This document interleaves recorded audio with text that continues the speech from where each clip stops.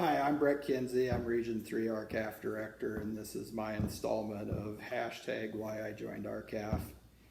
To answer that one, I can do that really quick. I think it was probably my parents. I grew up in a pretty politically active household, not politicians, but just my parents realized that what goes on in Washington and our capitals was played out directly in our lives, and they always paid a lot of attention to it, and they tried to promote themselves. We were taught at an early age that in agriculture we are in a results-oriented business. It doesn't matter who you can blame something on. Like in this squall we just had a night or two ago here, if we'd have stayed in the house, we'd have lost 4 or 5 calves probably, and we could have blamed it on the storm, but it wouldn't matter who's to blame, we would still be the one with the dead calves. And I think that mindset can play through directly to how we have to actively get involved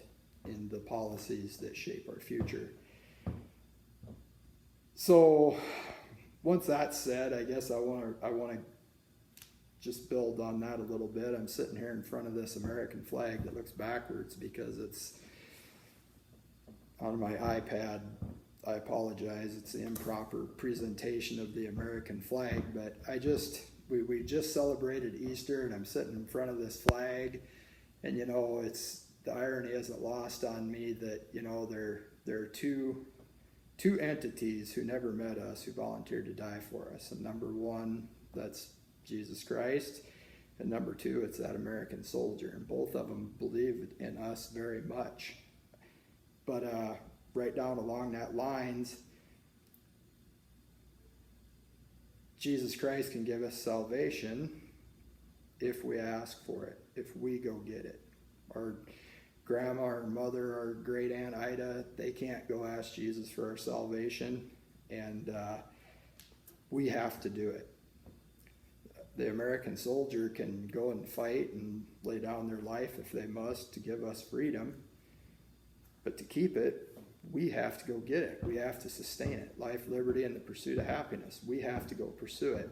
And I think that this COVID-19 virus and the epidemic and all the chaos that it has created is helping Americans to realize that maybe we've gotten a little complacent. Maybe we've gotten a little complacent with both, actually.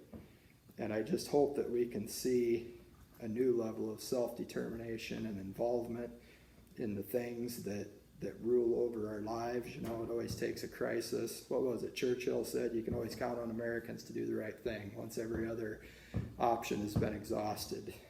And I hope that's what we're seeing. We're looking at a lot of issues right now, things like mandatory cool, things like the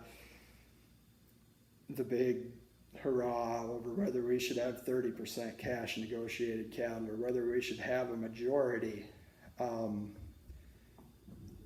Now isn't the time to go after what we think is possible. Now is the time to determine what we think is right and to go after that.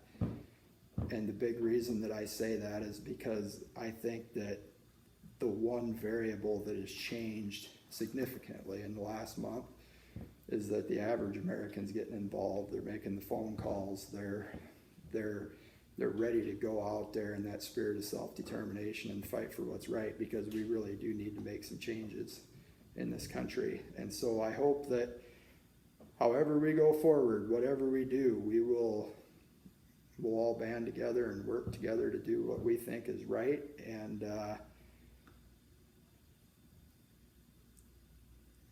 if we're not worried about, what was it, Reagan had the thing, if we're not worried about who takes the credit, there's no limit to what we can get done. And I think that anything that we get done will not be a trophy on any organization's wall.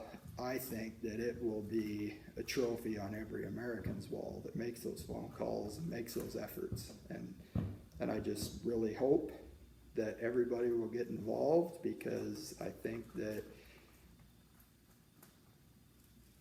as serious as COVID-19 is, and it's historic, I think we can do some historic things in the aftermath of that. And I guess with that, we'll just pray for the people who are afflicted with it, and we'll pray for a healthy resolution, and we'll pray that we can come out of it better than we went into it. So thank you.